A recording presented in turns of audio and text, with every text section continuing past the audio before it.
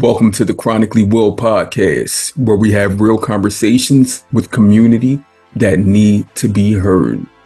On today's episode, I have the honor of speaking with Shara. For some reason, Shara, it feels as though like I've encountered you before in this space. Like I'm not. Have we had conversations, but like a while ago? Yes, briefly, through the Type 1 Facebook groups, but we never really went into a lot of detail, but Right. yeah, briefly. So is that how I found you or met you through the Type 1 Facebook groups? Yes. Shara, Yes. it's been, I've recorded with 60 something guests, 45 episodes released. This is the first time that I've recorded with someone that I've met through Facebook. Really?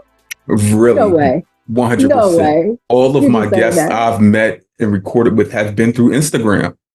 Wow. And Wow. yeah, that's like my platform of choice. But yeah, I know that with the Facebook community, things like we dive a little deeper. Yeah. It gets more personal. Right. And that's where I Right. started off my journey with social media. Hmm. Yeah. So that's good. Yeah. It brings I brings me feel back full special. service. You I are. feel special. You are. Look. You're just as special as I am. Look, same arms and everything. Hey, Look, you're I'm right. looking. You're It's right. like I'm looking through the mirror. But as we move forward, Shara, my sister, Yes. again, thank you for joining me on this journey. Could Thank you you for having me. please? You're welcome. You're truly Mhm. welcome. Could you please give our viewers, our audience, our listeners a summary of who you are? Okay. Again, my name is Shara Clark. I'm a type 1 diabetic. My diabetes journey started in 2022 at the age of 33. So it was shocking to me. It was shocking to my family. It was even shocking to my primary doctor. He said that he never had a person come in like me. He said that I scared the hell out of him. Was his word. I scared the hell out of him. But yeah, it's been an emotional roller coaster. Should I tell my story of how it all started out? Look, look. I already done wrote down a title for this episode Aha! because look, being diagnosed at 33 in 2022. Pandemic is just brewing. That witch's brew of the pandemic is going hard. Mm-hmm. Title. I said, and you kept saying you shocked. It was a shock. It was a shock Yeah, it value. was. This It is was. shock. This is shock value. Yeah, Yeah. definitely. So everything started off with the usual symptoms. Tired, peeing a lot, thirsty. But I ignored the tiredness because I'm like, I'm always tired. So I was like, yeah, whatever. And I even ignored the peeing a lot. I was like, I pee a lot anyway, so everything is fine.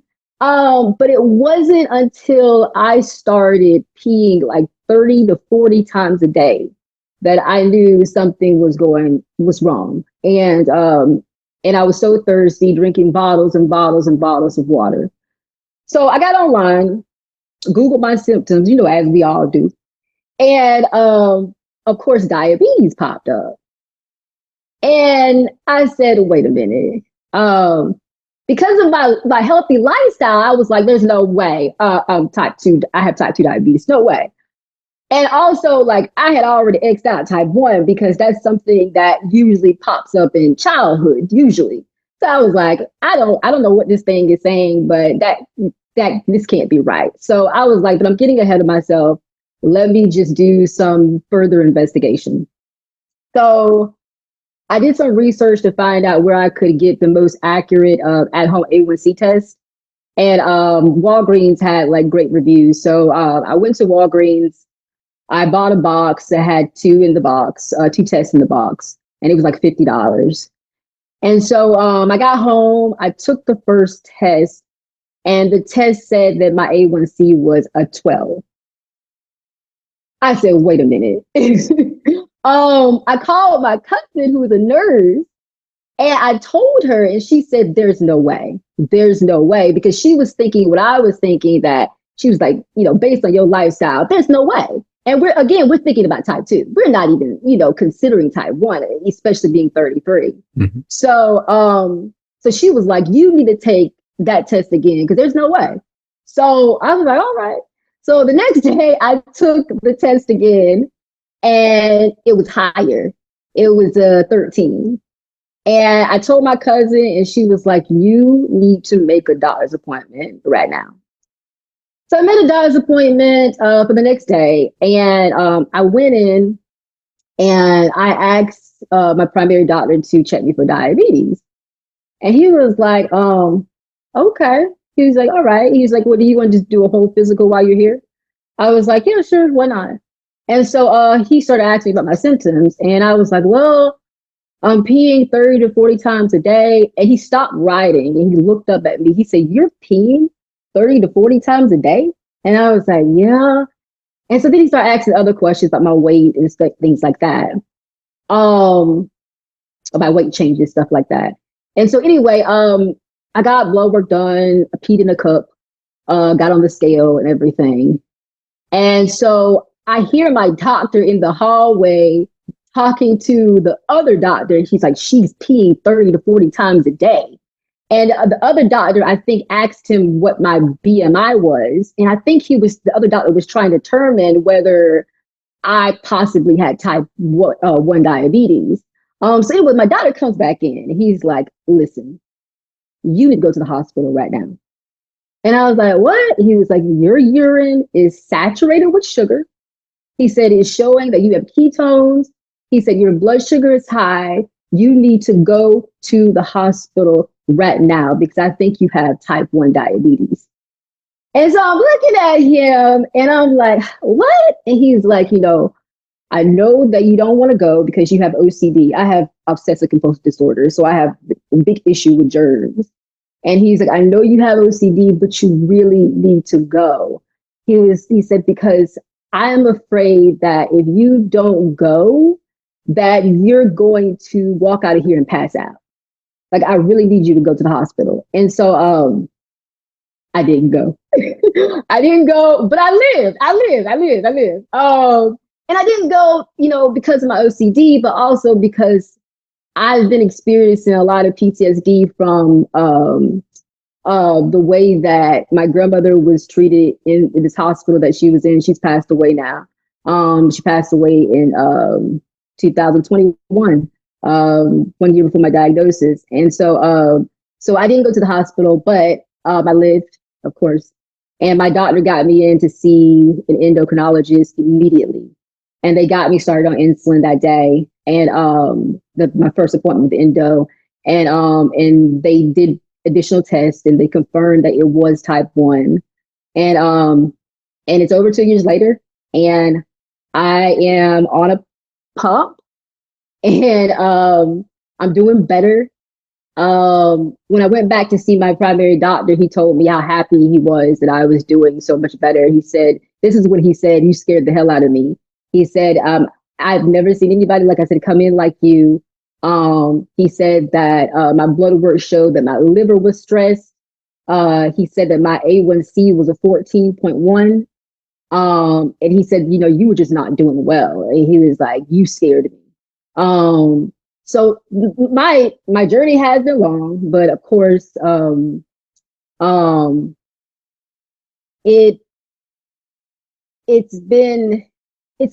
type 1 is a life-changing diagnosis. It's an experience that a person can only understand by living it. And of course, along the way, I've had people try to tell me, or give me advice on how to take care of myself, or how to reverse the diabetes or cure my diabetes. But these people don't understand type 1. They have this understanding of type 2, but they don't understand type 1. And, you can't really blame them too much because I don't think that a lot of people are educated about type 1 as they should be. But it makes sense because type 2 is more prevalent. I mean, that's usually the diagnosis people get, type 2. So a lot of people know about type 2. But these people also think that all forms of diabetes, they're the same. And they don't, like I said, they don't understand type 1. And I tried to explain to them, hey, even though type 1 and type 2 share the same name, they are two different conditions. Both of them are serious, but type 1 is a totally different beast. I mean, a person can be dead within days or weeks if they stop taking insulin. It's not a choice. It controls your life. It's literally a 24-hour job, no vacations at all. So, like I said, it's been hard. It's been an emotional roller coaster. But that's my story. That's my journey. Diagnosed at 33 in 2022. Good. Shara, first, thank you. Thank you for gifting us your journey. And hopefully from this point moving forward, not only will you be able to take this journey with you, this path, and defeat it, be at your best, but you'll also know that you have this community support backing you, because this community that we have as people with diabetes, specifically here, type 1 diabetes, when we line up together as a I hear force that. and Yes. strong. Yes. That's who we do. And yes. Foremost, I must share sincere condolences for you and the loss of your grandmother, which was only 3 years ago. Thank you so much. It's still fresh and new. I remember my grandmother transitioning in 2003, and we just marked the 21st anniversary of that just last week, and it seems like it was just yesterday. I'm sorry for your loss too. That's hard. I mean, that type of loss and hurt. I mean, she was definitely like a second mother to me. And so, I mean, I really lost my best friend. I truly did. Truly, truly did. I mean, I was there when she took her last breath. I was there the whole time. So, but yeah, that was a difficult time. And when I had my appointment with the endocrinologist, and I had to fill out all this paperwork about diabetes, about my diabetes, and one of the questions was, have you experienced any trauma lately? And I thought that question was very interesting. And I was like they were asking, like, has anybody in your family died? Like, this was on the paperwork. And I was like, wow. I was like, well, yeah, I did. My grandmother passed away. And I was thinking to myself, I'm like, do they think that, trauma can trigger this, this condition? And I was like, I tell you, like, type 1 is it's so much involved that people don't understand. I told you, it's that witch's brew. Yes, like, so many things are thrown in, and yes, it's so complex. I mean, I never thought that could be a possibility of what triggered my type 1. Because I asked, my primary said, I think you have type 1. And I was like, well, how did I get type 1? He was like, well, we really don't know. He was like, no one really knows how people get type 1. He said, maybe it was triggered by a virus, who knows? But then I fill out that paperwork at the endo office and all of these other questions, that I was like, this has something to possibly do with my diabetes. It was eye-opening. It really was eye-opening about this condition. I mean, it's just so much people don't know about this condition. So much. I mean, I'm still learning. It's been a few years later, and I'm still learning new things about me, myself, about this condition, about other people's journey of with type 1. It's just an interesting thing to learn about.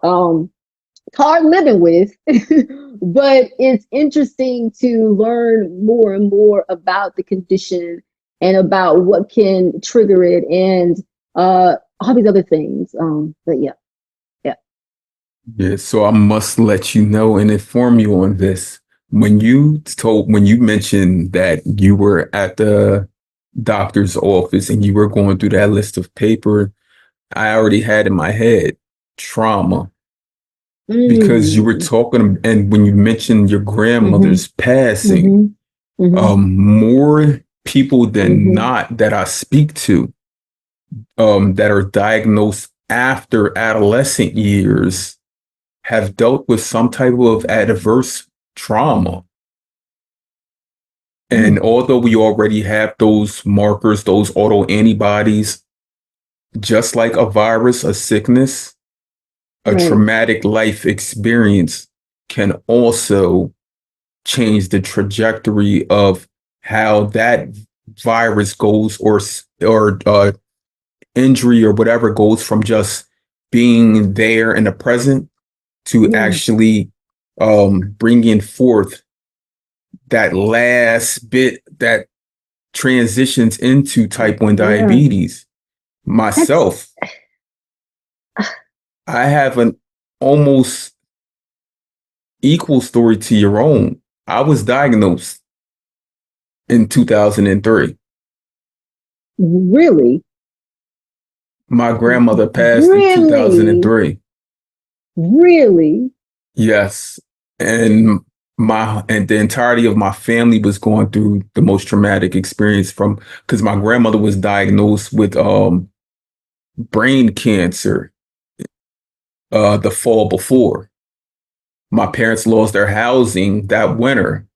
Mm. So yeah, You never know how powerful trauma can be. I mean, I mean to trigger something like that. I mean, I know trauma can really mess with a person emotionally and things like that. But I guess you never know. You know, you never know how much it affects you too, because you know you're like thinking to yourself during that time. Oh yeah, I was sad during that time, or yeah, I was depressed during that time, and but you never really know what it's doing to your body. You never really know that. I mean, it's scary to think how much trauma can change you, not just mentally, but physically. I mean, I like I said, it was really an eye-opening experience learning that that was possibly my trigger. I knew that I was sad in that time. I knew I was, you know, down. I knew that that that the loss had was taking a toll on my body when it comes to like just being depressed or being tired and being exhausted. But I thought that was it. I thought, you know, hey, I'm sad because I lost somebody very special to me. So this is why I'm tired and exhausted. It's just taking a little toll on my body. I had no clue that it would turn into this, or could turn into this. I just didn't know. And you don't think, I mean, you don't think that type 1 would be diagnosis anyway. I mean, you know, I going to out of school, learning, everything, you yes, like type 1 out of diabetes, everything like that, I mean, I know personally, like I was looking towards the worst things of a diagnosis. Like type 1 is, I mean, it is the worst. I'm not going to say it's anything good not. about look, well, but at that time, like we know what we see, like that's prevalent in the media, in the Right, communities, people right, losing weight, getting like you think of things like right. cancer. Right, exactly. Exactly. I thought, listen, when I Googled my symptoms, I was like, oh, yeah, go tell me I got cancer. I know what's going on. I know Mm, what's going on. And when like I said, when diabetes popped up, I was like, I had already exited out my mind. I was like, no way. There's no way. There's just no way. It's not type 2. It's not type 1. Definitely ain't type 1. I mean, come on. I'm 33. you're, Um, you're a maturing adult. Yes, yes, and you know, I remember going to school, like elementary school and middle school. Some a few kids that had type 1, and I reached out to one of the people I went to school with that had type 1 growing that has type 1. Um, and she introduced me to the Facebook group. So I really should be thanking her because that's kind of how we got connected, right? She introduced me to the group, and now I'm here. But she I was really thankful for her because she recommended that group to me, because you're right, like the type 1 community is something else. I mean we're there for each other. And that group really showed me that. Because I did feel lonely, because you don't hear a lot about type 1. Especially in the Black community. You hear more about type 2 because type 2 is more prevalent in the Black community. So there are family members that had type 2 that have type 2 diabetes. And so that's what I knew about, that's the only thing I knew about, really. The most I knew about type 1 is that, that it usually happens to children. And I went to school with a few people that had it, that have it. But that's the most that I really, really knew. So I really felt alone. And when I joined the group, I was like, wow, like we're out there. And we're supporting each other. I love it. Look, I love it. and we're not going anywhere. Hey, we're not. We're not. Right. We are not. We're not. Yeah. The top three things that I do truly advocate for upon a diagnosis. I mean, number one, education. Mm-hmm. Because Definitely. ahead of that diagnosis, I mean, like you Mm-hmm. said, you didn't know, like you're an adult. I can Right. I can get a type 1 diagnosis. Exactly. Education, I mean, we're people of color. Like seriously, there's so much trauma, stigmas Yeah. placed upon us just from our own lived experiences within Yes. our communities, our families, Yes. and the education in what this new health condition is will help us push forward, because a lot of people, when they're given a diagnosis, they give it that band-aid approach Yeah. because we've lived through so much. Mm-hmm. So we're Mm-hmm. like, okay, I'm just going to do whatever I can to keep myself alive and well, Right. Right. not knowing that we can get back the being that we were Mm-hmm. before, and we can Mm-hmm. also advance with that to do Mm-hmm. even greater things, like build and bridge a community. You're right. Because when we're diagnosed, this is a traumatic experience. It really is. It After really is. education, I push for um, uh, resources in helping people deal with this trauma, emotional well-being, mental health, Mm-hmm. because being diagnosed at 33, Shara, I know. I know. being I know. you I know. knew I know. everything. You knew everything.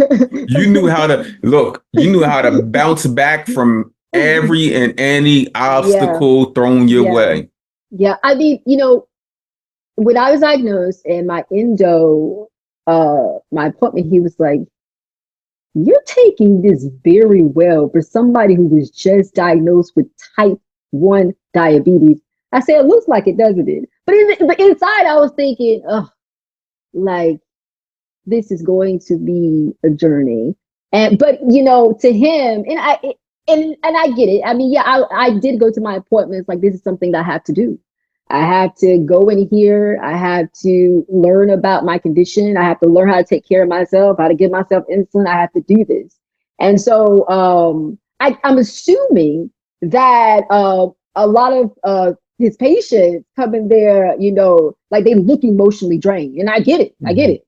And he was like, "You're taking this very well for somebody who was just diagnosed with type 1." And I was like, yeah, I guess look like it, doesn't it? Yeah. And he was like, and also you're doing I'm always beating myself up that I'm not doing well enough. And every time I go to the doctor, they're like, "You are doing really well." They were like, "You are doing better than most of my other patients. You are doing really well." And it feels good to hear that. but I still don't feel like it sometimes. You're a Especially perfectionist, right?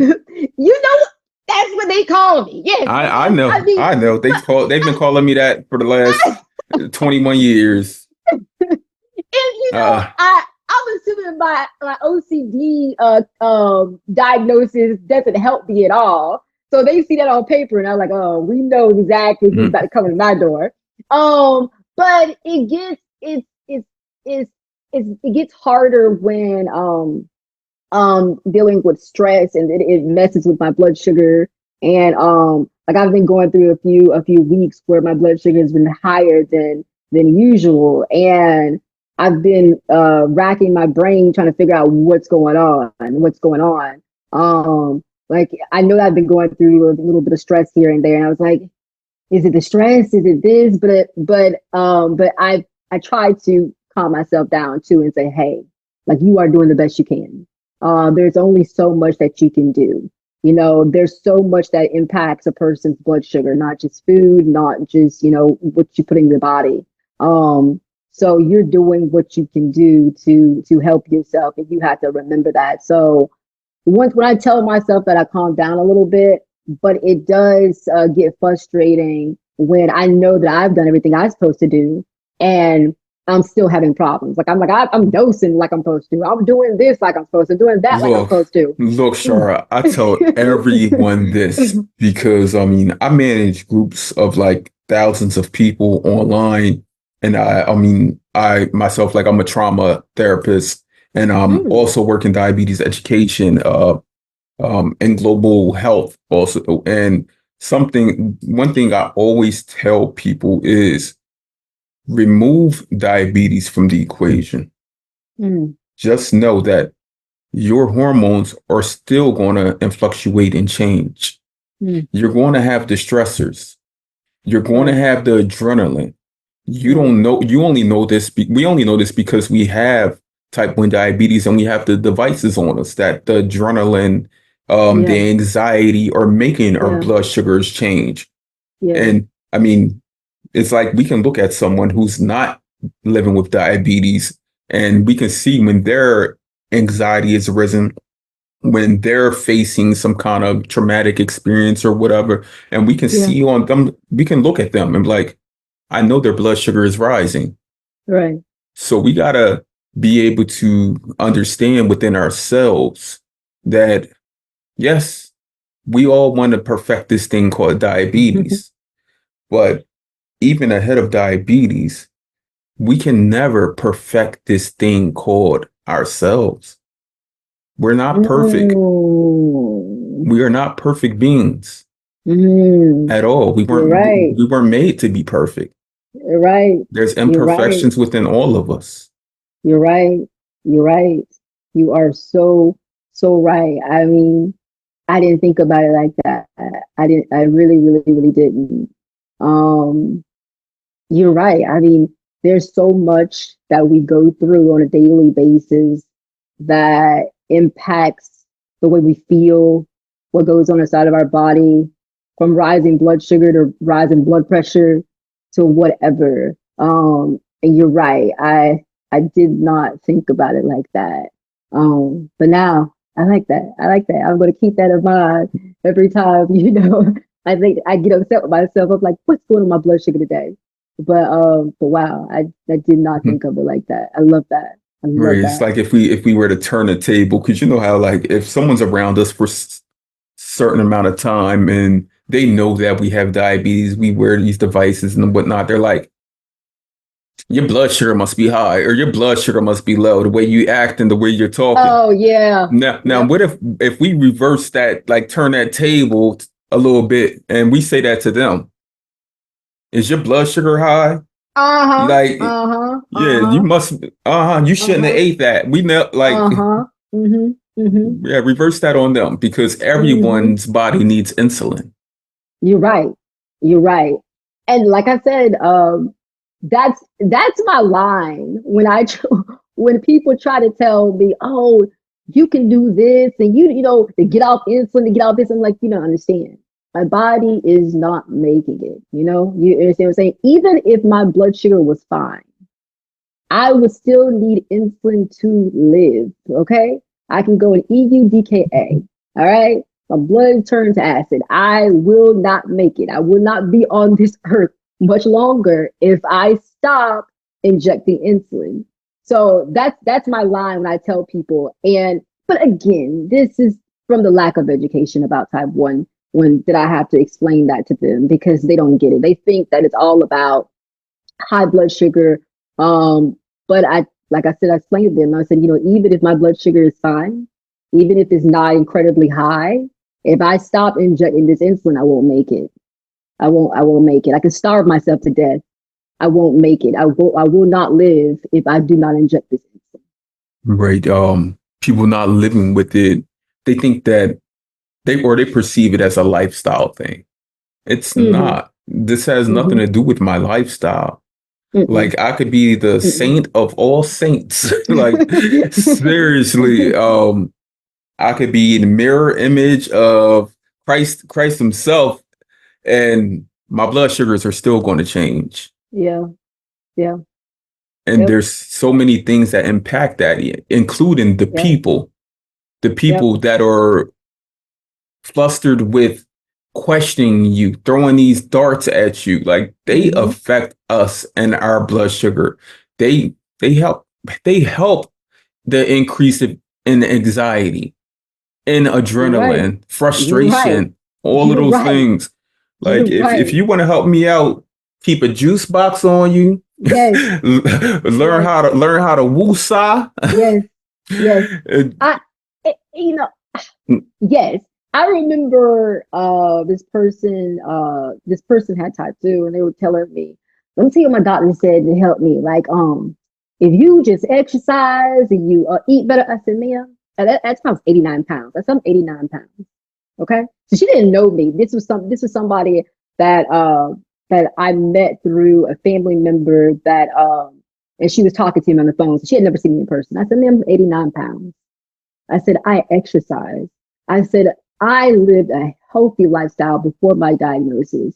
This has nothing to do. As a matter of fact, it's so funny, Will, because I spent most of my life taking care of myself to prevent type 2 diabetes. Like I told myself, I was like, you know what? I know that it runs in the family. I know that it's prevalent in the Black community. So, I'm just going to take care of myself to avoid any type of complications like that. I spent my life taking care of my body to prevent type 2. Didn't think that type 1 was even a possibility for You me. got to be number one. Ah, Now you're the champion. he's going. I said, are you I did serious right everything now? right.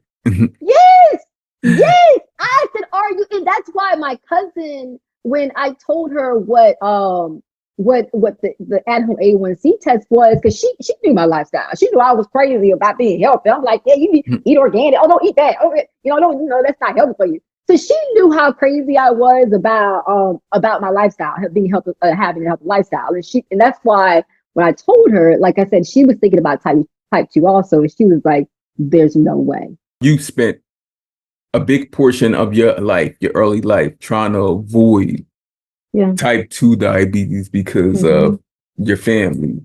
Right. Were you this like regimented person who worked out consistent, Well, avoided certain things?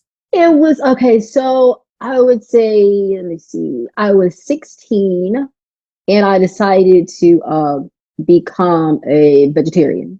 So my grandmother, she was like, but baby, I'm concerned about you not getting enough protein. And so she was, and I said, okay. She's like, well, what about you just eat chicken? And so I came up with the excuse to not eat chicken. I was like, but the bird flu is out. So, it's probably not safe to be eating chicken. And so she was like, yeah, yeah. What about fish then? And I was like, okay, I guess I can become a pescatarian instead. So at the age of 16, on my 16th birthday, I decided that I was going to be a pescatarian. And that's when my healthy lifestyle journey started. And it just, it got better and better from there as I got older and I once I learned more about nutrition and how to properly care for yourself, the things, the healthy things to eat, my diet got better and better and better. So like I said, um, my cousin, well, my whole family knows about my health journey, or how healthy I am, but she was just thinking, there's just no way that you have type 2 diabetes. There's just no way. And I didn't. But I had type 1, which we did not even consider at the time. And I remember when I was at the endocrinologist's office, and I had, read all of these comments from people about how they gain all this weight when they start insulin and everything. And I was like, so like, will I gain a lot of weight when I start my insulin? And they said, no. They said, if your lifestyle is already unhealthy, then yeah, because your body will start working like it's supposed to. And they were like, but you have a pretty healthy lifestyle already, so you don't have to worry about putting on a lot of extra weight, because you don't have to worry about that. And they were right. Like they were right. But I still was scared. So I like bought a treadmill to go the home. I was like, you know what? They saying this, they saying that. But I still want to stay healthy. I still want to stay in shape. So I bought like a treadmill, like after my diagnosis, and I was like, yeah, I'm on my treadmill all the time. And so then I started losing even more weight, and my doctor was like, "What's going on? Like your blood sugar is good. What's going on?" I said, "Well, I'm working out a lot now." They was like, "Okay, all right." They said, "But calm down on the weight loss. Like what's going on?" And I said, I'm on the treadmill a lot, and they said, "Okay, the treadmill is good. That's good, but we're just trying to make sure everything is okay." And I was like, all right, yeah, everything is fine. Like everything is good. I'm not starving myself. I'm eating. And they said, okay, and we're just making sure. But yeah, I spent my life being healthy to avoid any kind of health complications, just to get a condition that has nothing to do with my lifestyle at all. Nothing to do with my lifestyle. I said, I cannot win. I can really, really not win. I have to interject. You are winning, because if you did not get this diagnosis when you did get it 2 years ago, yeah. the alternative is the inevitable, because Yeah, you're right. you wouldn't have known, would You're have right. gone into DKA, and who You're knows what right. would have. You're right. My cousin, she commended me on that I paid attention to my body, and that I took the steps to find out what was going on, because based on what my doctor was saying, I think that's what he thought was going to happen. Like he's like, you're gonna walk out of here and I'm just afraid you're gonna pass out. So I didn't know how bad it was. I just didn't know. Like I said, I ignored some signs until it got unbearable, until I was like waking up, 3 and 4 times at night and peeing. I was like, I can't do this no more. I said, something is, something Look, is off. it got so bad for me that I ended up like sleeping in the bathtub. Oh my I was gosh. like, I cannot keep doing this, going to lay down, wake up, go to the bathroom. Like it was horrible. You Yeah. know, it's it's funny because like I said, I was ignoring all the tiredness and everything.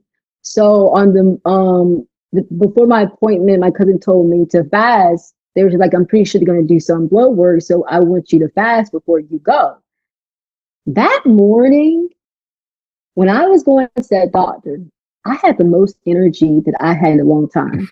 My cousin said, and my blood sugar was still high. She said, just imagine how high it was before. If you feel good now with your blood sugar almost 300 as a fasting blood sugar, just imagine what it was when you were eating and everything else. And she said, that's why you were drained. So if you have energy at almost 300, do you know how bad it was for you? I mean, my body was like, hey, we're getting a break today. Our blood sugar Look, just 300. It Shara, Shara, as you're speaking, and I'm looking at you, like you're very animated and energetic, and I love it. And I just keep looking like, She would be a great motivational speaker. Like Thank seriously, like you. you may not be like a coach or a fitness trainer or whatever, but the motivation you have, like you're like, I was like this, I'm gonna, yep. And I'm like, Hey, hey, it's an interesting story. So I have to, I can't tell it without any theatrics right, because it's I just an love it interesting story. It's just an interesting story. I mean, it's still a shocking story to me to this day. Some days I wake up and I think to myself, I can't believe this is going on. I can't believe this is happening.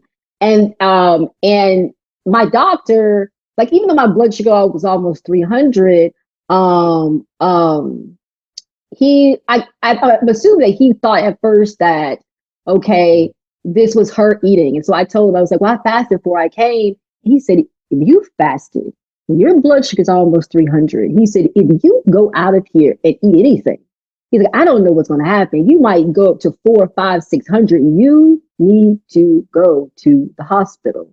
And so I'm and thinking to you myself, still didn't hear that. my ego was like, why didn't you go to the hospital when he told you to go to the hospital? I said, You probably gave him a look like, uh, yeah, exactly.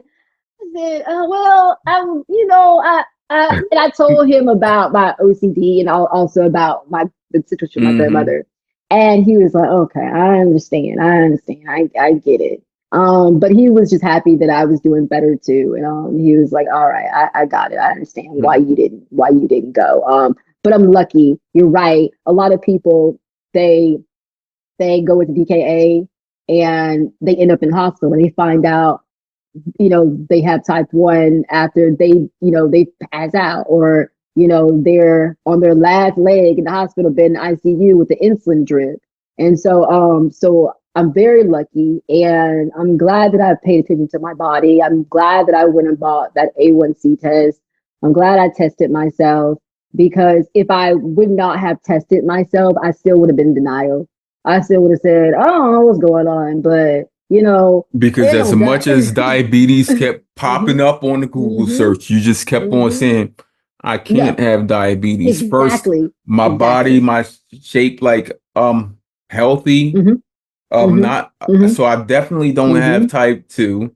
Um Exactly, I'm 30 plus years old. So I exactly, definitely don't have type 1. I mean, exactly, I know I'm not pregnant, exactly. so I know it's not Right. I gestational, was right? crossing everything off the list. I was like, Everything. no, no, no, Nope. no. Like, none of this is going on. I'm pretty sure there hasn't been any damage to my pancreas where my pancreas has been taken out. So I Right. know I can cross that type off the list. I was like crossing every type of diabetes off the list. I was like, no, no, no, 3C, no, that type 2. I was like, no. I was like, mm-mm.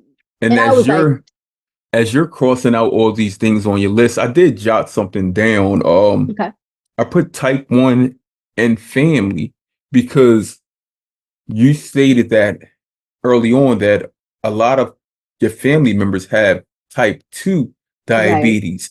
But right. I must interject here that a lot of people of color that have been diagnosed with type 2, I've seen later on after a family member has been given a diagnosis of type 1, and a family member may tell them, even though you're not, I guess, at tip top health wise Right. condition, still go get those tests because you may be living with type 1 diabetes.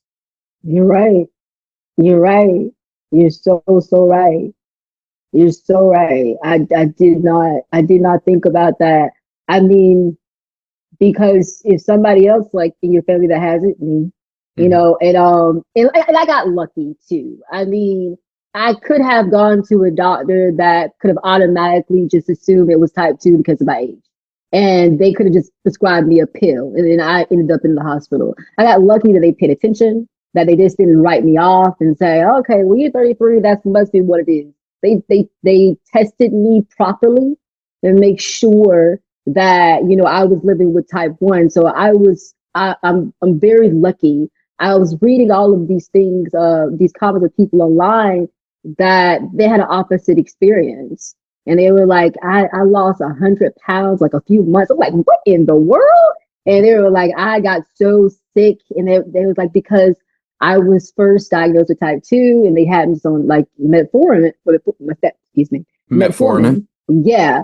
And and so they said that they just got sicker and sicker and sicker. So I was really lucky that they paid attention um to me and they ran the proper test and I went to someone that that understood that, because my primary doctor, he could have just said, oh, you probably just have type 2, let me prescribe something, because in their waiting room And it was all, you would have believed that.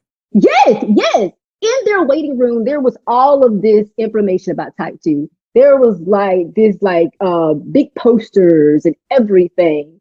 So I was like, well, I guess I'm in the right place if I do got it. And so I go to this man's office and he's like, you need to leave here and go to a hospital. Basically, he was saying, I can't help you. Like, you need to go to a specialist. You need to go get insulin right now. And I was thinking that if I did have, diabetes, I was in the right place. I mean, like I said, the waiting room was filled with diabetes information, but everything was type 2. Everything was type 2. Every piece of information was type 2. And this man was like, you need to leave right now. Right now and leave. I mean, he did, like I said, he didn't even give me into that point. He was so scared. He said I was scared. I was scared as hell. And he was like, I thought that, that you gonna pass, like you're just gonna pass out. And he was like, but I am so happy that you're doing so much better. Like I said, I heard him talking to the other doctor in the hallway. She said this and she said so I'm hearing this, I'm getting scared too. I'm like, what is going on? But like I said, I had people who listened to people who actually took the time to make sure I got the right diagnosis. And I'm so thankful for that. I'm thankful for my primary. I'm thankful for my endo office. I am really thankful that they took the time to really pay attention to what I was saying and what was going on with me and ran the proper test. I'm really happy about that. Right. I commend everyone from your cousin to the Mm-hmm. first doctor you went to the endo, everyone for not denying Yeah. you, Yeah. for all stating that it may be this, Mm-hmm. because you yourself, you In have a denial. you have a personality that I can see mirrored in myself, because I can sense you're a person that when you stop things, you stop them Yes. cold turkey. Yes. Yes. Um, Yes. Mm-hmm. when you commit Mm-hmm. to things, Mm-hmm. you're committed. Like, Mm-hmm. you can't take these Mm-hmm. cuffs off me. I'm Exactly. You yeah. know me. You know me. Look, Yes. I know me, so that's why I said that. I'm like, I can sense it. I can sense it. So, for you, because you did mention how, like, when you stopped eating meat and things like that. What's your diet today? Still a pescatarian today. See? Still a pescatarian. Look, No chicken, no pork, no beef. I can't even remember. I can't even. I guess before I was 16. look, I was 19 years old and I told myself, I said, I'm gonna stop eating pork. Stopped. There you When go. I said I'm gonna stop eating beef, stop. Yep. And it's crazy because I know you probably have this within your family, like you said with your grandma.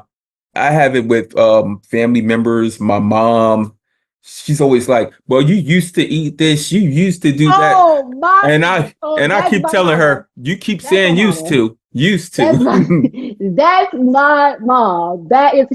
She said she'll make little comments and she know it's not true, but she'll laugh. She said, maybe you little bit, you doing a little better. But she know it's not true, and we just laugh about it. But yeah, it's definitely it was not that easy growing up in a Black household, Right. being a pescatarian. But my grandmother, she really she she really stood behind me. When she would cook, she would make 2 meals.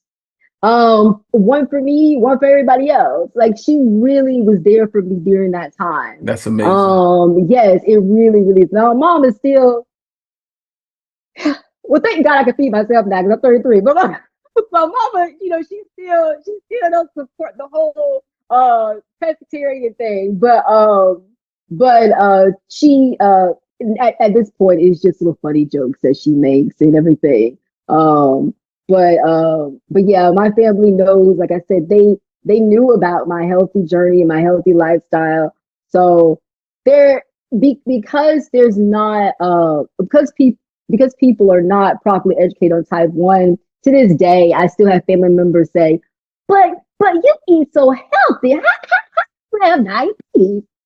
And then I have to explain to them. I'm like, no, I said, I don't have, you thinking about type 2. I said, I have type 1. I said, does it really matter about how healthy I eat or how much I exercise or anything like that? I said, it just, type 1 just happens to you. It's triggered. It just happens to you. It's nobody's fault. It just happens. And then I'll come across another family member who says the same thing. I have to repeat the same speech. But they have this idea that, oh, if you're healthy, then you can X out every single form of diabetes. You're fine. As long as they're not like as you turn your back, they're not sprinkling cinnamon on everything that you have. Like she's not gonna notice this. No, they're not going that far. They're not going that because far. I have had conversations with people where no, not parents were thing. like, we're going to try not to give you this insulin and we're going to give you cinnamon sticks. No, and I've had those conversations. No. It's a big thing. Like you accepted your diagnosis. Just think like for someone who's younger, a child, adolescent, it's more so their caregivers have to accept it. Right. I think like I think I'm really blessed and really lucky to have been diagnosed at the age of 33 because I think my mom would have had a hard time. I think she mentally would have had a hard time accepting it and doing what she's supposed to do to help me. She would have did it because my grandmother would have been around. My grandmother would have said, "Hey," because my grandmother, very knowledgeable in the medical field. She was a nurse too. Earlier on in her life, but so she wasn't one of those people who like, oh, if you do this, then you're fine. You don't have to take insulin anymore. She wasn't a person like that. Now, of course, I was diagnosed after she passed away. But if I was diagnosed as when I was younger, I think my grandmother would have had a talk with my mom and said, Tara, you got to take this seriously. Right. So I think my mom would have had a hard time, but I think my grandmother would have helped her through that journey. And so, but like I said, I'm lucky that this happened at 33, where the only person who has accepted is me, and I accepted that, and I learned how to properly care for myself, doing all the math and calculating insulin dosages and all of these things. I don't have to rely on somebody else, and I feel. And you're right. There are children out there who have to rely on caregivers who don't take this seriously until their child is about dead in the hospital. This is why I wish type 1 was discussed more. Like after being diagnosed, like I see the community now. I see people trying to educate people, people like you. But before I was diagnosed, I didn't see this. So if I didn't see it before I was diagnosed, these people are not seeing it either. It wasn't around. It still isn't. And I don't know if a name change would be beneficial or something, but there has to be some way to educate the masses. Look, you know what I call type 1? You know what I call it? What? Because Dr. Frederick Banning was the one who first came about modern insulin and the invention of it. So I call it Banning syndrome, or for short, type 1 diabetes is some BS. Like, That's true. Now that's true. That is true. yeah, and I That tell is people true. because That is true. most of the chronic health conditions and diseases are named after founding scientists or doctors who came about. That's a very good like. Hey, I could live with that name. Look, That's a great name. That's a great because name. at 33 years old, 33 years young, you were dealt with some BS. Yeah, you're right. And today You're right. you're living through Yeah. that BS. You're thriving Yes. through that BS. Like Yes. seriously. Yes. Uh, and I must has living with diabetes over the last couple of years, has it affected relationships, whether it's friends, significant others, family? Um, not really. I wouldn't say. At least I haven't noticed on my end. But when it comes to friends, I try to surround myself with people um who who listen to me, who are empathetic people, who choose not to be ignorant. So when I educate them or told them about my diagnosis, they listen. So I haven't had any issues with friends. Family members, it's not that there's no issues with the relationship with family members, but sometimes you will come across, like I said, a family member who don't quite understand the condition and say things like, "Oh, but you were so healthy," and so I'll have to educate them. But I wouldn't say any issues with family members. Um, uh, Significant others, not too much. Um, the last person I dated, their father had type 1. So um, they understood. Um, it wasn't, it, I felt comfortable telling them about my diagnosis. Um, um, so there wasn't an issue there. So I've been lucky. I've been lucky to have people around me who have been supportive, um, who have listened to me when I talk about my condition, when I explain the condition. Um, and I've been lucky to have people around me that just already knew about the condition and all about it. So they were not saying things like, "Oh, well, have you tried just eating better? Or have you tried just exercise? Or have you tried this?" So I've been, like I said, I've been lucky to have also have people around me just knew about the condition and educated about the condition. But yeah, I wouldn't say it has messed up any relationships in my life. And if it did, I would just exit them out of my life. I would say, hey, I'm dealing with something that's life threatening, something that I have to deal with for the rest of my life unless a cure happens. So, I mentally, I don't have time for somebody who to tell me that what I'm going through isn't real or that I brought it on myself. I wouldn't allow that. I wouldn't allow it. I would just, I would just say, hey, I can't do this with you. I'm sorry. I cannot do this with you. You're not listening to me. You're choosing not to educate yourself. I can't do this with you. And so that's what I would say. But like I haven't had to say that to anybody. Now outsiders, I've had to have I've had to do that with outsiders because they were not listening. But when it comes to family or romantic relationships or friendships, I've been really lucky. I've been very lucky. And I Um sense that's because you're the leader of your pack, the leader of your tribe. When you speak, you may be small, slight, and everything, but when you yeah, speak, when you talk, they you pay know, attention. They listen. you sound just just like, you know what? My baby's small, but she's mighty. She's mighty. And I am small. I'm 4'11". I'm tiny.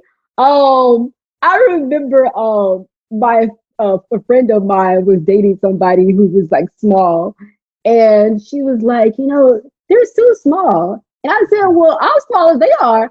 And she was like, yeah, but I never noticed that because of the way you present yourself and the way you speak. I never noticed how small you are. So but yeah, I've been told that. I have been told that. And I'm glad to be in that leader role. I'm glad to I'm happy that I'm a person who I'm able to speak and people listen. So I'm happy about that because when I open my mouth, and especially when I'm talking about something that pertains to health and something like type 1 diabetes, I need people to listen. I need them to listen.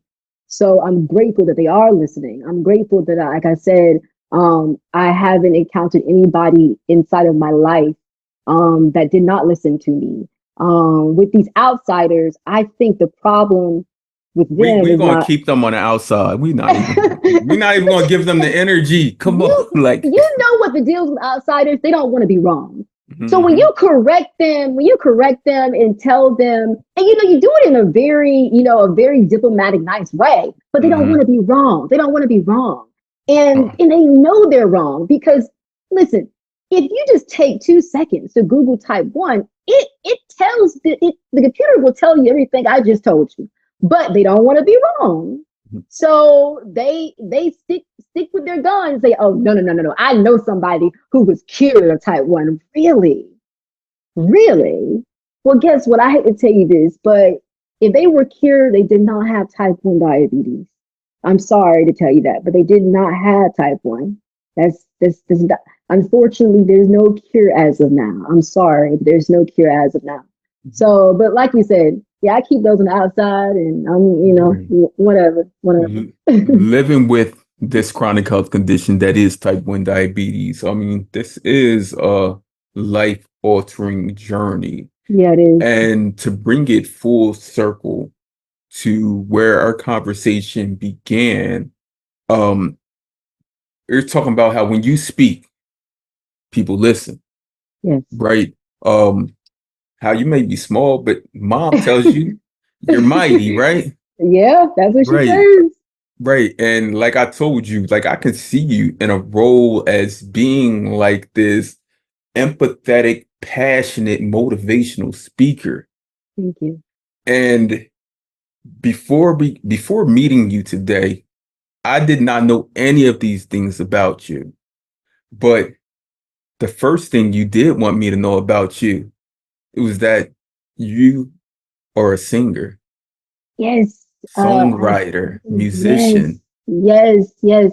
I sing, I write, I play the piano. Music has always been a passion of mine. And sadly, I had to take a pause for personal reasons.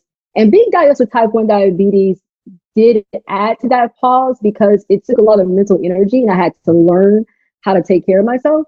But now that I've got to hang on things, I've been picking my music back up, and I've been using it as an emotional outlet to everything I'm going through. And so for the people who are going to be listening to this or viewing this, please check out some of my music when you get the chance. I need to update or put some new material out there, but you can check out my website at sharaclarkmusic.com, and it's spelled Shari, Clark, CLARKE, music, MUSIC.com.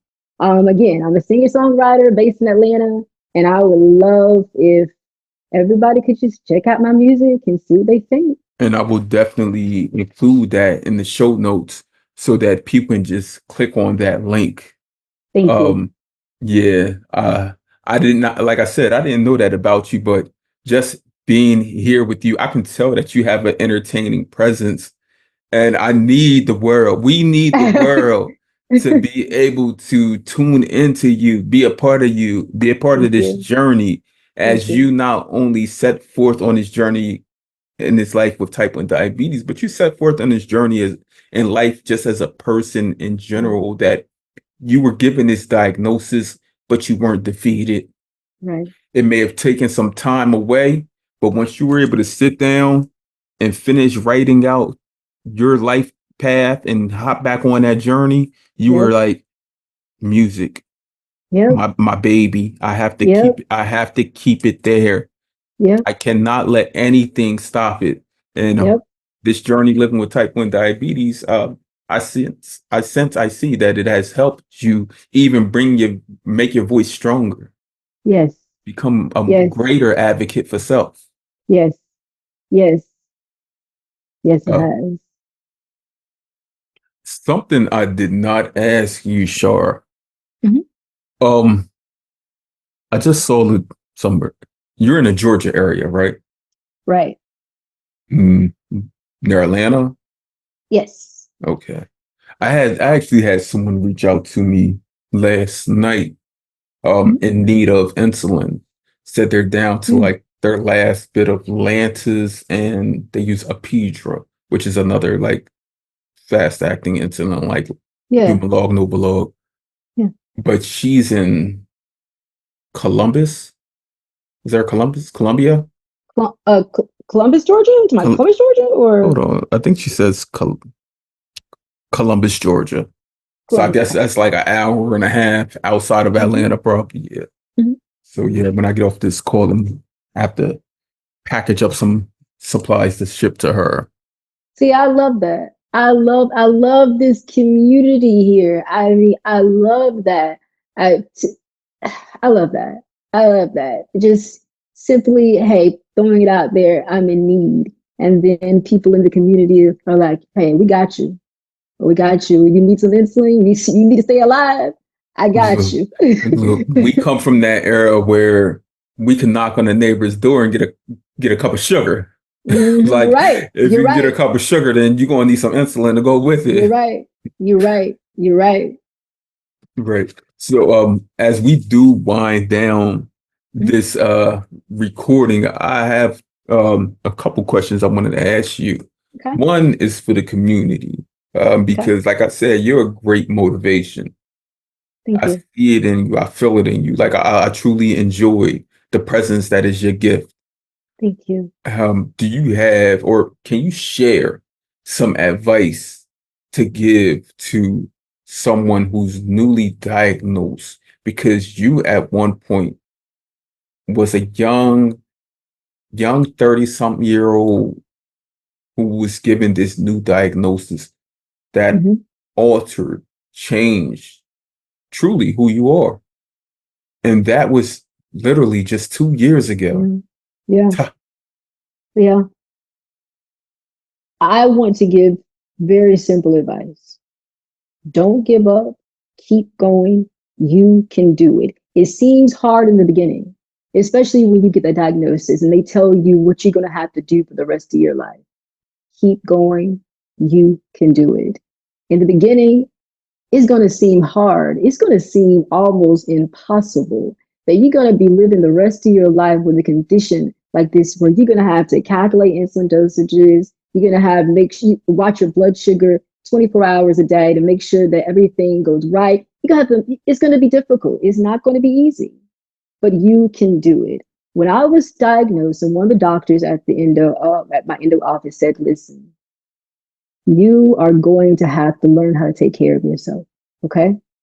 This is a diagnosis that you're going to live with for the rest of your life. Okay." And I looked at him and I said, all right. I said, okay, I can do this. I can do this. So my advice is that it's not going to always be easy, but it's going to get easier. Okay. There will be times when you feel like you can't do it anymore. Like, I just cannot continue doing this. This is just too much on me. I can't do it, but you can do it. You can do it. Don't give up. Very simple advice. Don't give up. Keep going. There are people that I have spoken to that have been type 1 diabetic for 50 years, for more than 50 years, and they're still here. They're still kicking. A few don't even have complications. Their body is still working like it's supposed to. So it's possible to live a full life with this condition. It's possible. Because in the beginning, you don't think it's possible. You think to yourself, oh, well, how I'm going to do this and I have to watch my blood sugar, how I'm going to do that, or go out with friends and enjoy myself when I'm going to have to calculate instant. You think to yourself, this is going to be too hard. I'm not going to be able to live the same life that I lived before, but you will get there. You will get there. It will take some time. You have to learn your body. You have to learn how to live with this new thing. It's going to take time. It's not going to come, come easy, but over time, it will be just something that's a part of you. Like, oh yeah, I have type 1. Yeah, it's just something that's, part of my daily life. Yeah, it is. Oh yeah, I calculate into dosages. Oh yeah, this is my CGM. It tracks my blood sugar. Oh yeah, this is, it will become a part of you at some point. In the beginning, it feels like it's something that's not connected to you, like something that happened to you and it has no connection to you.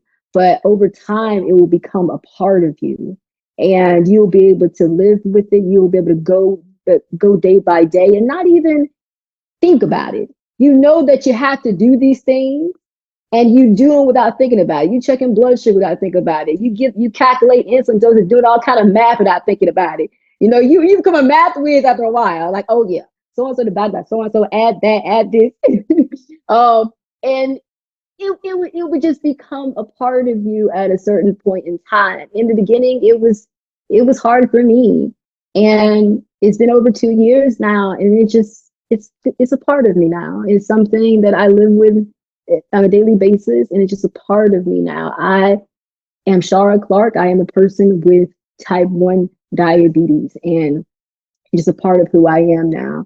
And it's gotten easier. It's gotten easier. So, like I said, it won't start off easy. It's gonna take some time. Like everything, it takes time. When you're just learning something for the first time, it takes time. But once you learn how to take care of yourself again, then it will become easy. It will become a part of you, and you'll be all right. You will be. Like I told you, there's no perfection in diabetes, but you You're right. can become your ultimate best. You're right. And You're that's right. something you've put out there Yeah, consistently throughout this recording. You can I tried. become your Hmm. best. You Yes. will be your best. You Yes. won't let this stop you. Yes. You won't let it defeat you Yeah. That's right. because, I mean, like, I'm very grateful for having this conversation with you. It's only been 2 years, like I said. But for you, those 2 years or the equivalent to an entire lifetime. Yeah.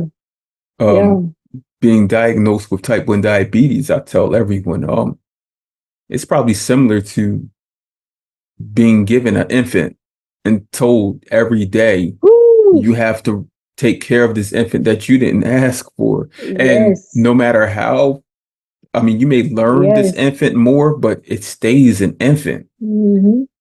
You may Mm-hmm. learn its ways, be able Mm-hmm. to manipulate it a little bit, Mm-hmm. but at Mm-hmm. times it's still, I mean, it's Mm-hmm. always going to be needy. Right. It's going to cry and scream for you, You're right. even when you're tired, You're right. exhausted. You're It's right. you still got to get up and take care of them. Mm-hmm. Mm-hmm. Um, and another thing that I let people know is like when it comes to diabetes, I mean, I've been diagnosed 21 years. You've been diagnosed 2 years. Mm. If we never mentioned our years, mm, people listening to this conversation wouldn't know. There is no ageism when it comes to a diagnosis of You're type right. 1 diabetes. You're right. You're right. We all live with the same chronic health condition with Yeah. similar concerns and Yeah. issues, Yeah. but we also have similar strengths. Mm. So, sure, as I wrap up, one final thing, because it's only been 2 years, I know. two I know. years. I know. A lifetime to go. Unless a cure comes out. But Look, 730 plus days. yep. And I mean, I follow research and studies and everything because I'm big into science. And Mm-hmm. someday, not today, but tomorrow, the future, I'm very optimistic about there be a time coming where we won't have to depend on man-made insulin to live. Mm, How that looks as a cure to many people, it looks different. yeah, But you're right. not having to depend on that and worry about the fluctuations, the highs and lows, Hmm. will be okay for me. I don't need, I mean, I would like it fully eradicated and gone, but we know it's not a viral disease. Right. It's It's not. autoimmune. Yeah. I Right. mean, yeah. You know, when I do when I mention to people who that don't understand type 1 that it's an autoimmune condition, first of all they're surprised, and then some of them understand it a little bit better than, like, hey, this is an autoimmune condition, because people may not know, a lot of people may not know about type 1, but they have a little bit of knowledge of what an autoimmune condition is, and so they understand that, okay, this is something that just attacked your body out of the blue. Your body start attacking itself, and this is what triggered your condition. So, yeah, it's not viral. It's autoimmune, and you're right. We don't really know what a cure looks like, but I'm hopeful too. I'm hopeful too that we will get to a point where we don't have to, like you said, worry about those fluctuations in blood sugar, worried about whether you gave yourself enough insulin to keep yourself alive. You know, I hopefully to be in my lifetime, but I don't know. But even if it's not, I will be so happy for the people who, you know, no longer have to live with this condition, or live with the complications of this condition. I will be equally happy. And on that day that a cure is here, Shara, on that day when it's fully here, meaning we don't have to take man-made insulin, Yeah.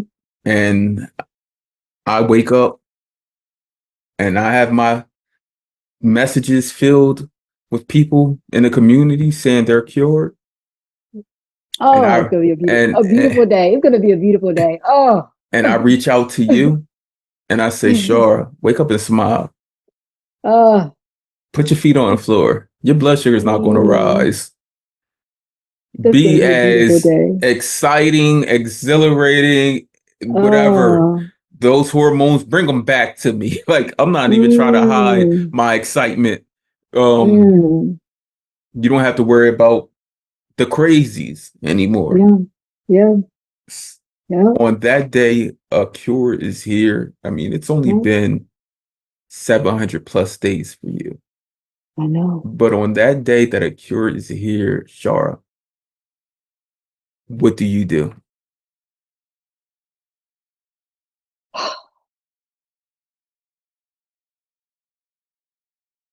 Thank God that we finally got there. Um, and just be happy for not just myself, but like it's something that makes me so happy when I know that other people have something that they wanted for a long time, or something they got something they needed. I get so much joy from that. Like, it's almost this strange joy that I get of, like, I'm like, yeah, I get so happy for people. And so I think I would be more happy thinking about everybody else than I would myself. I'm like, oh my God, I'll probably be up in tears. Like, oh my God, thinking about the little kids who don't have to take shots anymore, or thinking about the people who've been living with this for 20, 30 years. Like, they can, I think I would be thinking about everybody else and how they're feeling at that point before I even think about how happy I am for myself. I think at the end I'll be like, oh my gosh, I I don't have to inject either. I think I'll get there last. I'll get there last in my mind when it comes to myself. I'm like, oh, that, when it comes to me too, I don't have to inject insulin either. Like, I'm one of many. I'm one of many people who don't have to worry about this anymore. I um I think I would just be celebrating for everyone else, and then eventually celebrating for myself. And on that note, Shara, that party I feel is around the corner, on the Yeah. horizon. And on that day, As I tell everyone, I'm reaching out to everyone and we joining together. It's gonna be And a beautiful day. we're going to celebrate, like Prince It's, said, like it's 1999. We it's will, gonna be a beautiful day. it I'm will be ready. a beautiful day. Yes. Sure. Before we go, is there anything that was not covered that you would like to cover? No. No, all I want to do is just thank you again for allowing me to come here and speak with you about this. This is my first time uh, being on this type of platform, speaking about my diagnosis or just in general, really. I mean, made, I've spoken to family members, of course, and friends, of course, but in a public platform like this is my first time really sharing my entire story. And I was happy to do so. And I'm so happy that you reached out. I'm so grateful for that. And I hope that whoever, listens to this, if they're going through what we're going through, or if they have a family member who's going through something, it encourages them to keep going. Don't stop. They can do it. You'll have bad days, but you can do it. Right. Because when that shock value hits, Mm-hmm. it hits Mm-hmm. again. Mm-hmm. And hopefully you'll be able to, when this is released, just instead of having to communicate it so often with people, just share a link. Send them the link. You're right. You're right. That's easy. You're right. You're right. It's so Hey, much just easier. listen to this. Yep. Listen to this. Listen to it all. Yep. You're right. You're right. Right. Sure. Thank you again for joining me on this journey that is the Chronically Well podcast, where we have real conversations with community that need to be heard. Shara Clark, you are someone that truly needs to be heard. Thank you. Thank you.